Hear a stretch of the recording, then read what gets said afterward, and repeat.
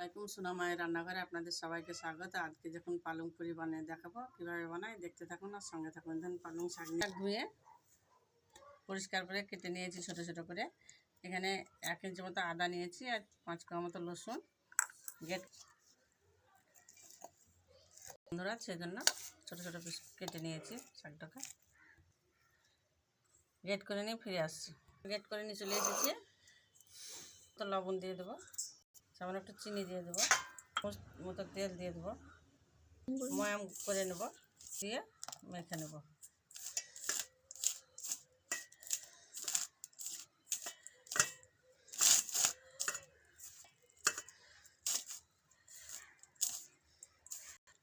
ধুয়ে নেব,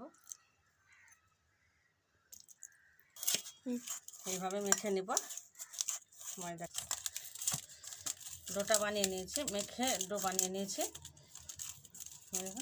ছোটো ছোটো করে লেচি কেটে নেব।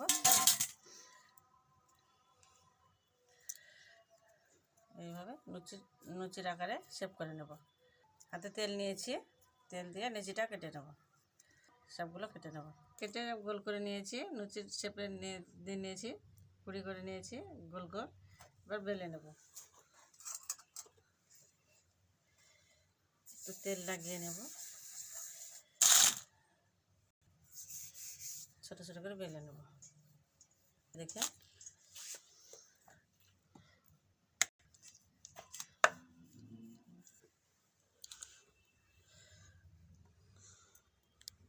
দেখুন, এই দেখুন সবুজ আর কত সুন্দর লাগছে দেখেন। এইভাবে বেলে নেব, বেলে নেব।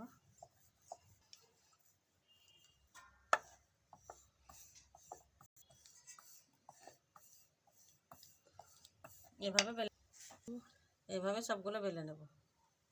হয়ে গেছে, সাদা তেল দিয়ে দেবো কড়াই।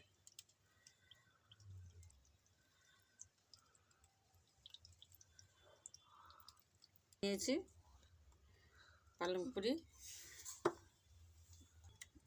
তেলের মধ্যে দিয়ে দেবো। এটা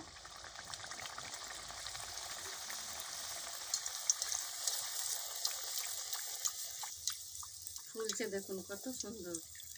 এই দেখুন, দেখুন পালং পুরির মতো একবারে ফুলে কত তুলে নেব। আর একটা দিয়ে দেবো। এইভাবে ছিটিয়ে দিলে পরে ফুলে যাবে তাড়াতাড়ি।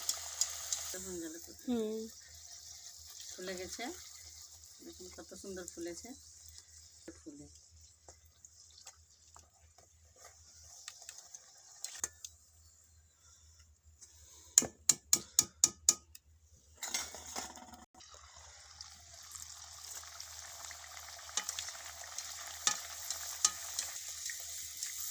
দিলে ফুলে যায়, সমানভাবে ফুল। এভাবে সবগুলো ভেজে নেব।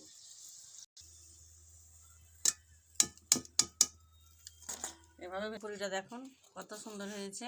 500 ময়দাতে দেখুন কতটা হয়েছে, 1 গামলি ভরে গেছে। দেখুন সবগুলো এক সমান ফুলেছে। এই দেখুন, এই দেখুন, এই যে ফুলেছে। এই যে নরম এক মুঠো। 2 ঘন্টা রেখে খেতে পারবেন। ছিঁড়ে দেখাচ্ছি আপনি দেখুন ভিতরে কত সুন্দর। আমার পালং পুরিটা কেমন লাগলো, ভালো লেগে থাকলে অবশ্যই লাইক কমেন্ট শেয়ার করবেন। আমার সোনা মায়ের রান্নাঘর পেতে সাবস্ক্রাইব করবেন। আর সকল বন্ধুরা আমার পাশে থাকবেন আর আমার বেশি বেশি করে শেয়ার করবেন।